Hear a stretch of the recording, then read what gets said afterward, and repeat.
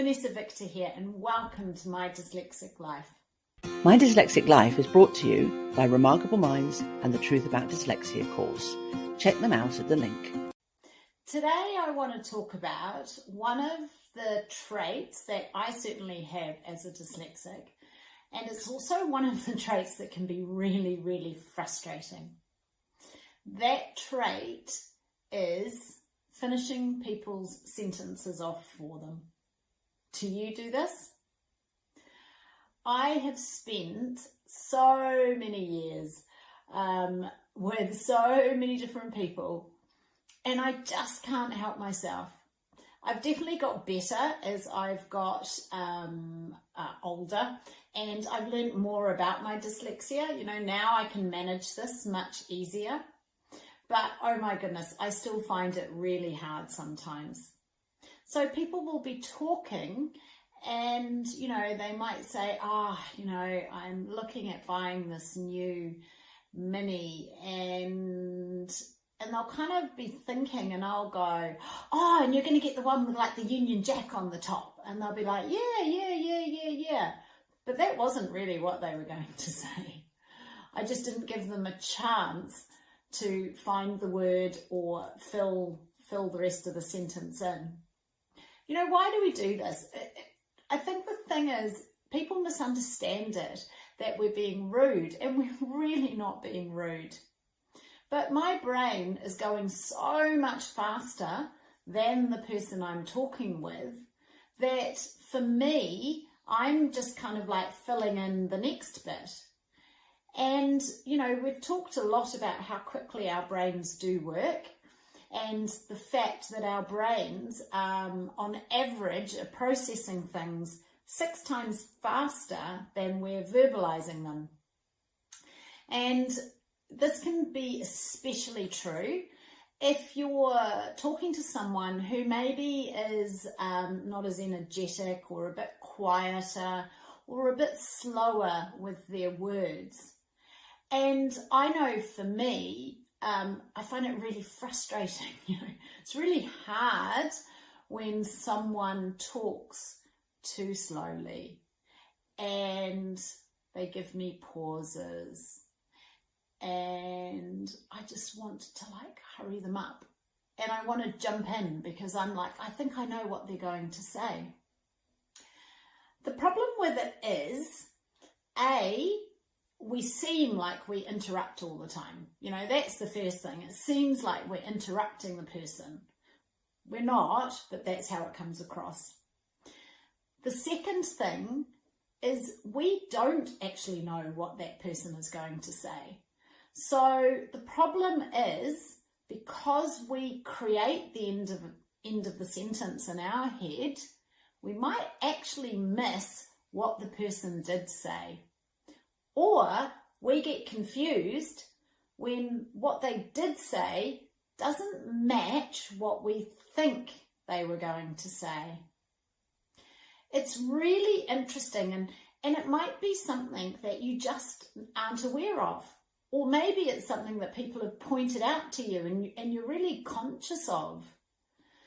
I think the thing is, it's not done from a place of rudeness, but it is something to be aware of when you're talking to somebody else. You know, we tend to fall into 2 camps. Dyslexics are good listeners. Yeah, we're so used to taking in so much information, not just written information. So we use a lot of our senses. So we can be great listeners.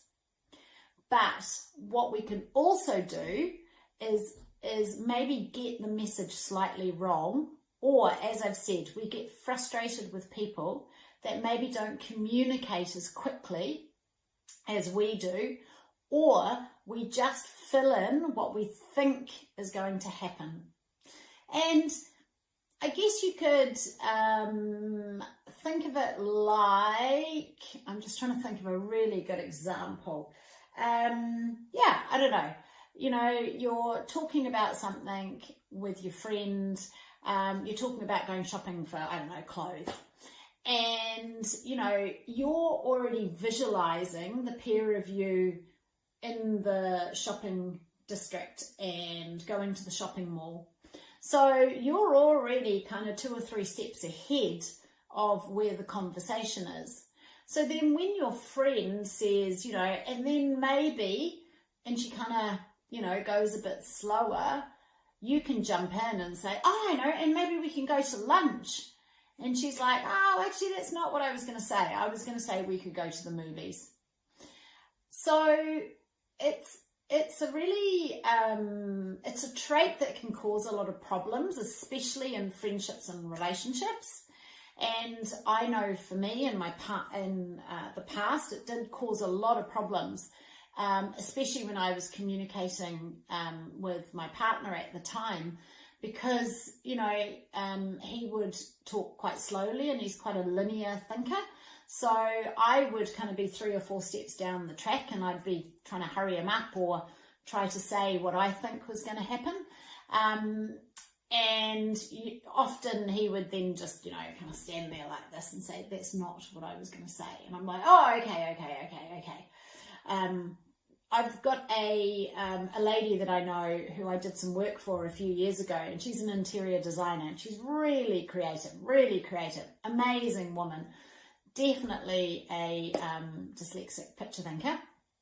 And she was fascinating to watch because, you know, people would come in and they'd say, oh, you know, I'm thinking about, I kind of want this look, maybe I kind of want Hamptons, and she already was like, oh yes, yeah, so you want Hamptons and you want this and you want that, and you could see some people were kind of a bit bamboozled by it.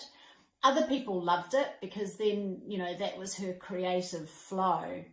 But it was really interesting how many times the person would then say, no, that's not what I mean. I actually mean this. And she had this great little, she was like, oh, right, of course. You know, that was her little characteristic that covered that dyslexic thinking style up. So I'd be really interested, you know, have a little think. Do people tell you that you interrupt and butt in? Or do people say to you often, oh, you know, that wasn't what I said? I can tell you now, sometimes I sit in meetings like this. And bless, you know, Stephen, you know, he's dyslexic and a bit ADHD. I'm dyslexic and a bit ADHD.